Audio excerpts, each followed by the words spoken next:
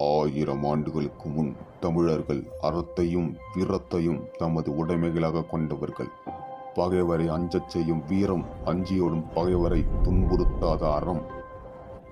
ஆழக்கடல் எங்கும் சோழ மகாராஜன் ஆட்சி புரிந்தானே அன்று, தமிழ் ஈழக்கடல் எங்கும் எங்கள் கரிகாலன் ஏறி நடக்கிறான் இன்று.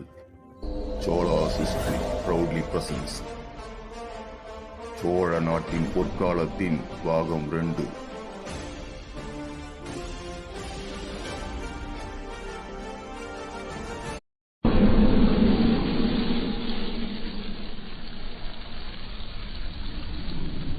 ஐந்தாவது அத்தியாயம்.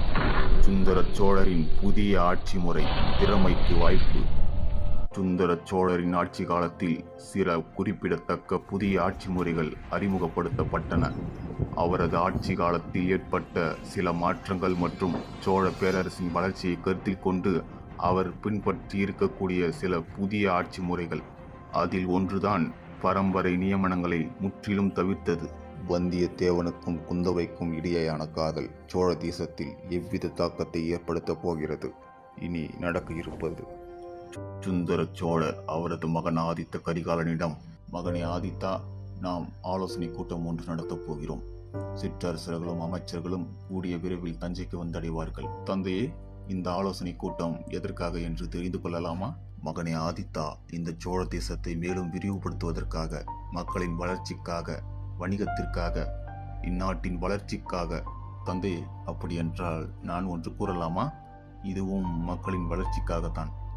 மக்களின் வளர்ச்சிக்காக நான் எதுவும் செய்வேன். இங்கே கூறு. இந்த சோழ தேசத்தை வீழ்த்துவதற்காகவும் என்னை வீழ்த்துவதற்காகவும் சதி நடந்து கொண்டிருக்கிறது. சதியா? ஆம், சதிதான். நான் பாண்டிய நாட்டிற்கு எதிராக படையெடுக்கும் முன்பு வீரபாண்டியன் பார்ப்பனர்களை வைத்து என்னை வீழ்த்துவதற்கு யாகம் நடத்தினான். ஆதித்தா, அப்படியென்றால் பார்ப்பனர்களும் சோழர்கள் வீழ வேண்டும் என்று நினைத்திருக்கிறார்கள், அப்படித்தானே? ஆம் தந்தையே. சோழர்கள் ஆட்சி இருக்கும் வரை பார்ப்பனர்களுக்கு அனுமதியே கிடையாது. ஆனால் ஆதித்தா, நாம் தான் பாண்டியர்களை வீழ்த்திவிட்டோமே, பிறகு என்ன? தந்தையே, தங்களிடம் நேரடியாகவே கூறுகிறேன். என்னை பட்டத்து இளவரசராக அரியணையில் அமர்த்துவது சிலருக்கு பிடிக்கவில்லை. ஆதித்தா, 1000 பேர் 1000 விதமாகத்தான் பேசுவார்கள். அதனை பொருட்படுத்தாமல் நம்முடைய பணி என்ன? சோழ நாட்டு மக்களின் வளர்ச்சிக்காகவும் நம் நாட்டை விரிவுபடுத்துவதற்காகவும் சில செயல்களை நாம் செய்துதான் ஆக வேண்டும். தந்தையே, அப்படி கூறினவர்கள் நம் நாட்டிலேயே இருந்தால், நமது உறவினர்களாக இருந்தால், அல்லது நம் அரசவையில் இருந்தால்? ஆம், நம் பாட்டியான செம்பியன் மாதேவியும் தலைமை அமைச்சர் அனிருத்தரும் பேசிக் கொண்டிருப்பதை எனது படைத்தளபதிகள் கேட்டு வந்து என்னிடம் கூறினார்கள். எனக்கு பட்டத்து இளவரசராக முடிசூடப்பட்டதை அவர்கள் விரும்பவில்லை. அவர்களின் மகன் உத்தம சோழனே பட்டத்து இளவரசராக அரியணையில் அமர வேண்டும் என்று விரும்புகிறார்கள். அப்படியா? ஆனால் அவர்களின் விருப்பம் நியாயமானதுதான். வாரிசு அடிப்படையில் உத்தம சோழன் தான் அரியணையில் அமர்ந்திருக்க வேண்டும். ஆனால் அவன் சிறு குழந்தையாக இருந்ததால் என்னை அரியணையில் அமர்த்தினார்கள். எனக்கு பிறகு பட்டத்து இளவரசராக உத்தம சோழனை தான் அரியணையில் அமர்த்திருக்க வேண்டும். அதுதான் நியாயமும் கூட. அந்நேரத்தில் பாண்டியர்களும் ராஷ்டிரகூடர்களும் நம் நாட்டின் மீது போர் தொடுத்து பல இடங்களை கைப்பற்றினார்கள். அடுத்தடுத்து போர்க்களத்தில் ஈடுபட்ட பல மன்னர்களை நாம் இழந்தோம். நான் இழந்த இடமெல்லாம் மீட்டெடுக்க வேண்டும் என்று ஆசைப்பட்டேன். ஆசைப்பட்டால் மட்டும் போதுமா? அவர்களை சிறப்பாக வழிநடத்துவதற்கு ஒரு தலைவன் வேண்டும் என்று ஆசைப்பட்டேன். அந்நேரத்தில் உத்தம சோழன் எந்த ஒரு பயிற்சியிலும் ஈடுபடவில்லை, எந்த ஒரு போர்க்களத்திலும் ஈடுபடவில்லை, எந்த ஒரு அரசவையிலும் ஈடுபடவில்லை. அப்படி இருக்கும் ஒருவன் எப்படி சோழ தேசத்தை மேலும் விரிவுபடுத்துவான் என்று சிந்தித்தேன். அந்நேரத்தில் நீ சிறு வயதிலேயே சிறப்பாக செயல்பட்டு கொண்டிருந்தாய். போர் பயிற்சியில் ஈடுபட்டு கொண்டிருந்தாய். பாண்டிய நாடுகளையும் பல தேசங்களையும் கைப்பற்றினாய். படைகளுக்கு நல்ல தலைவனாக நீ இருந்தாய். நாட்டின் வளர்ச்சியை கருத்தில் கொண்டு உன்னை பட்டத்து இளவரசராக முடிசூடினேன்.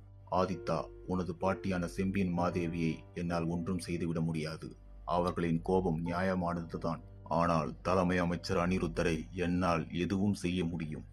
நமது ஆட்சியில் பல திருத்தங்களை செய்ய போகிறோம். பரம்பரை வழி வந்த அனைவரும் நீக்கிவிட்டு புதியதாக அமைச்சர்களை நியமிக்கப் போகிறோம். தந்தையே, அப்படியென்றால் அமைச்சர்கள் அனைவரும் தயாராக இருக்கிறார்களா?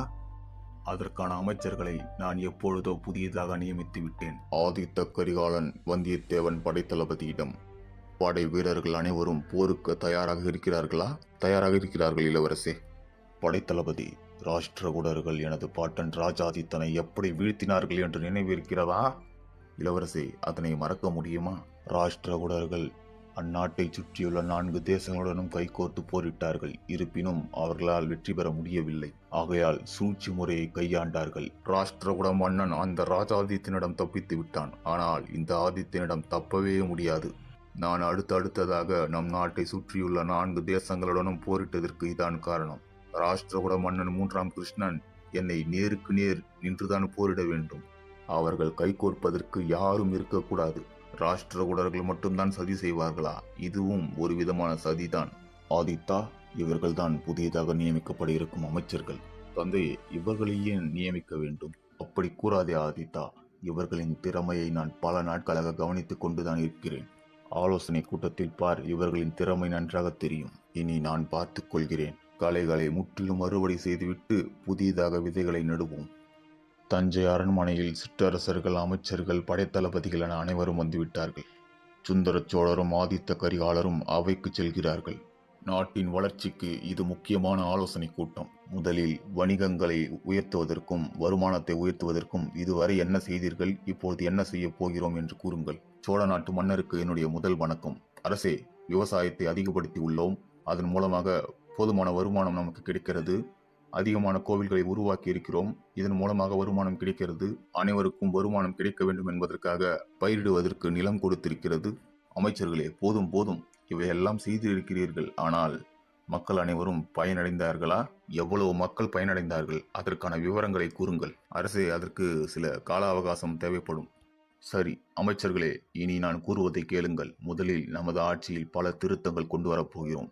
ஆட்சி மற்றும் நீதியை மேம்படுத்துவதற்காக இந்த திருத்தங்களை கொண்டு வரப்போகிறோம். என்னுடைய பாட்டன் 1ஆம் பராந்தகர் குடைவோலை முறையில் தேர்தலை அறிமுகப்படுத்தினார். அப்பொழுது இருந்த நீதி இப்பொழுது இல்லை. ஊழல்கள் பெருகிவிட்டது. மக்களுக்கு நம் மீது உள்ள நம்பிக்கை குறைந்துவிட்டது. பரம்பரை நியமனங்களை விட திறமையை மையமாக வைத்து இனி பதவிகளை அளிக்கப் போகிறோம். இது என்னுடைய ஆட்சியில் முதல் முறையாக நடைமுறைக்கு கொண்டு வரப்போகிறேன். இப்பொழுது இருக்கும் அமைச்சர்கள் அனைவரையும் பதவியில் இருந்து நீக்கிவிட்டு எவ்விடத்திற்கு திறமையானவர்கள் நியமிக்கப்படுவார்கள். இது அமைச்சர்களுக்கு மேல் பதவியில் இருப்பவர்களுக்கும் இது பொருந்தும். அனிருத்தரே, உங்களுக்கும் இது பொருந்தும். அதற்கு அனிருத்தர், அரசே, என்னையுமா பதவியில் இருந்து நீக்குகிறீர்கள்? ஆமாம், மற்றவர்கள் அனைவரையும் நீக்கிவிட்டு தங்களை மட்டும் பதவியில் இருந்து நீக்காமல் வைத்திருந்தால் நீதி அங்கேயே இறந்து விடாது? நீதி என்றால் அனைவருக்கும் சமம்தான். அமைச்சர்களாகிய நீங்கள் தஞ்சை அரண்மனைக்கு எப்பொழுது வேண்டுமென்றாலும் வந்து செல்லலாம். உங்களின் அறிவுரைகளை புதியதாக நியமிக்கப்படும் அமைச்சர்களுக்கு தெரிவிக்கலாம். திருத்தங்கள் ஏதேனும் இருந்தால் அதனையும் தெரிவிக்கலாம். காவலாளி, சற்று சென்று வாசலில் அமர்ந்திருக்கும் புதியதாக நியமிக்கப்பட இருக்கும் அமைச்சர்கள் அனைவரையும் அழைத்து கொண்டு வாருங்கள். அதன் பிறகு அனைவரும் வருகிறார்கள். சுந்தர சோழர் அவர்களிடம், நீங்கள் தான் இனி சோழ நாட்டின் அமைச்சர்கள். பரம்பரை நியமனங்களை தவிர்த்து திறமைக்கு மட்டும் முன்னுரிமை கொடுத்து இன்று முதல் உங்களை பதவியில் அமர்த்தப் போகிறேன். நீங்கள் செய்யும் ஒவ்வொரு செயலும் புதியதாகவும் மற்றவர்களுக்கு வியப்பாகவும் இருக்க வேண்டும். அமைச்சர்களே, சோழ நாட்டுக்காகவும் சோழ மக்களின் வளர்ச்சிக்காகவும் ஏதேனும் புதிய திட்டங்கள் வைத்திருக்கிறீர்களா? அப்படி வைத்திருந்தால் அதனை கூறுங்கள். கண்டிப்பாக நடைமுறைக்கு கொண்டு வருவோம். அரசே, இந்நாட்டுக்கு முக்கியமான வருமானத்தை தேடிக் கொடுப்பது விவசாயம். அதற்கு துணையாக நிற்பது நீர்நிலைகள். அதனை அதிகப்படுத்தினாலே இந்நாடு செழிப்பாகவும் இருக்கும், மக்கள் நலமாகவும் இருப்பார்கள். அதே நேரத்தில் வருமானமும் அதிகப்படியாகும். சுந்தர சோழர், அமைச்சரே, விவசாயத்தை அதிகப்படுத்துவதற்காக நாம் என்ன செய்ய வேண்டும்? அரசே, என்னை அமைச்சராக நியமித்ததற்கு நன்றி. என் உயிர் உள்ளவரை இந்நாட்டிற்காகவும் இம்மக்களுக்காகவும் போராடுவேன். மாமழை போற்றுதும் மாமழை போற்றுதும் என சிலப்பதிகாரத்தில் இளங்கோவடிகள் கூறியது போல், நீரின்றி அமையாத உலகு என்று திருக்குறளில் திருவள்ளுவர் கூறியது போல், ஒவ்வொரு ஆண்டும் பெய்கின்ற மழையின் அளவு கூடுதலாகவோ குறைவாகவோ இருக்கலாம். ஆனால் மழை வழங்கிய நீரை இத்தகைய நீர்நிலைகளே பாதுகாத்து தருகின்றன.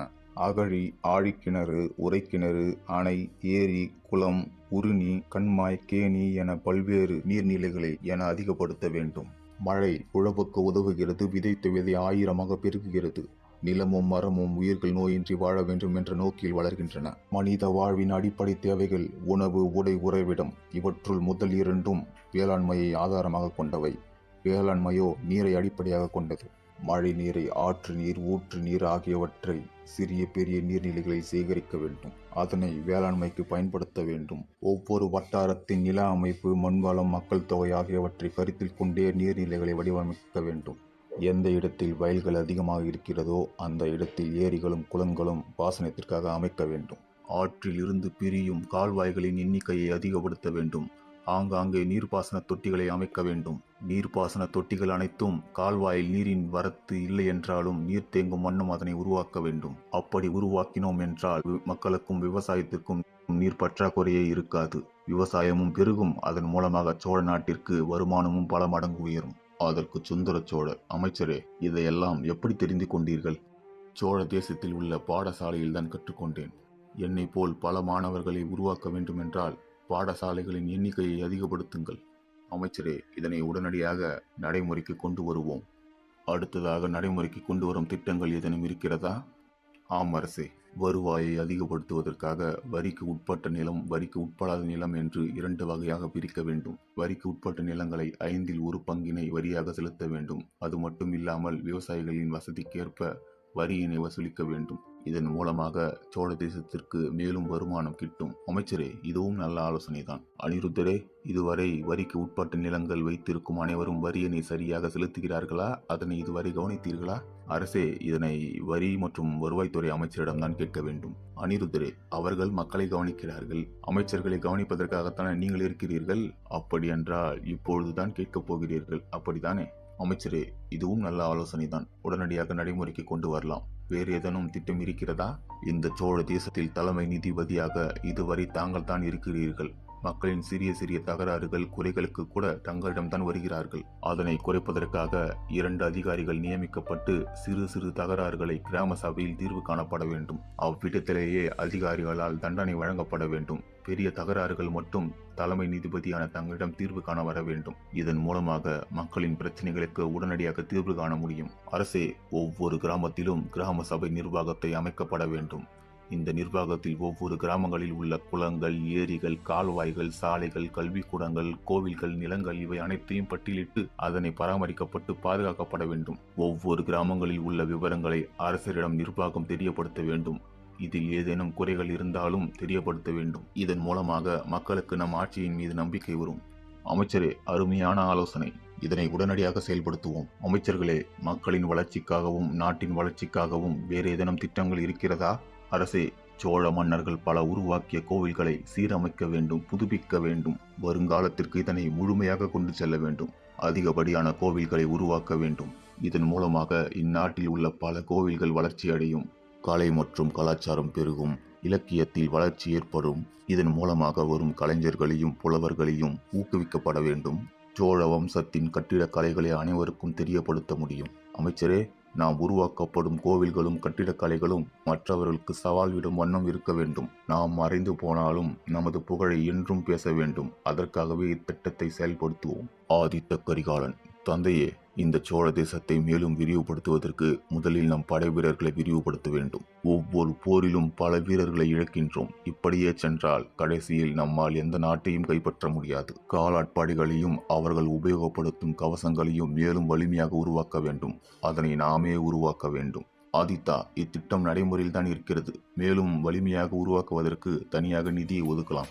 அமைச்சர்களே, நமது ஆட்சியில் இலக்கியங்கள் மற்றும் கவிதைகளை ஆதரிக்கப் போகிறோம். கவிஞர்கள் மற்றும் அறிஞர்களை முழுமையாக ஆதரிக்க வேண்டும். இதன் மூலமாக தமிழ் இலக்கியமானது மேலும் வளர்ச்சி அடையும். கவிஞர்கள் மற்றும் அறிஞர்களை ஊக்கப்படுத்தும் விதமாக அவர்களுக்கு பரிசாக நிலங்கள் வழங்கப்படும். பெண் புலவர்களுக்கு 2 மடங்கு பரிசளிக்கப்படும். அவர்களின் படைப்பு தேடல்களை அதிகப்படுத்துவதற்கு உதவியாக இருக்கும். இதன் மூலமாக பல அறிஞர்களும் கவிஞர்களும் உருவாகுவார்கள். கடல் வணிகம், பிற நாட்டு வணிகம் இதனை அதிகப்படுத்த வேண்டும். கடற்படையை மேலும் விரிவுபடுத்த வேண்டும். வேளத்தையும் படகையும் பல மடங்கு தயாரிக்க வேண்டும். அமைச்சர்களே, கல்விக்கு முக்கியத்துவம் அளிக்க வேண்டும். பாடசாலைகளை பல மடங்கு உயர்த்த வேண்டும். இதன் மூலமாக திறமையான அதிகாரிகள் உருவாகுவார்கள். சுந்தர சோழர் தனது அமைச்சர்களிடம், இந்நிர்வாக சீர்திருத்தங்கள் பிற்கால சோழ மன்னர்களின் சாதனைகளுக்கு அடித்தளமாக இருக்க வேண்டும். எனது ஆட்சியில் ஊழலும் தவறான நிர்வாகமும் முற்றிலும் ஒழிக்க வேண்டும். இப்பொழுது நான் திறமையான நிர்வாகத்தை தான் உருவாக்கி இருக்கிறேன் என்பது எனக்கு நன்றாக தெரிகிறது. இனிமேல் என் மக்கள் எந்த வகையிலும் பாதிக்கப்பட மாட்டார்கள். அமைச்சர்களே, நீங்கள் கூறியுள்ள அனைத்து திட்டங்களும் ஒரு மண்டலத்திற்குள் நடைமுறைக்கு கொண்டு வரப்படும். இப்பொழுது நீங்கள் அனைவரும் செல்லலாம். அதற்கான பணியினை நீங்கள் தொடங்கலாம். தந்தையே, நீங்கள் உருவாக்கி இருக்கும் அமைச்சர்கள் அனைவரும் திறமையானவர்கள் தான் என்பது நன்றாக தெரிகிறது. இவர்கள் சோழ தேசத்தை மேலும் வளர்ச்சியடைய செய்வார்கள். என் ஆசையின்படி தலைமை அமைச்சரான அனிருத்தரையும் பதவியில் இருந்து நீக்கிவிட்டீர்கள். புதிதாக நியமிக்கப்பட்டிருக்கும் அமைச்சர்கள் கூறிய பல திட்டங்களை நிறைவேற்றினாலே சோழ தேசமானது மேலும் வளர்ச்சி அடையும்.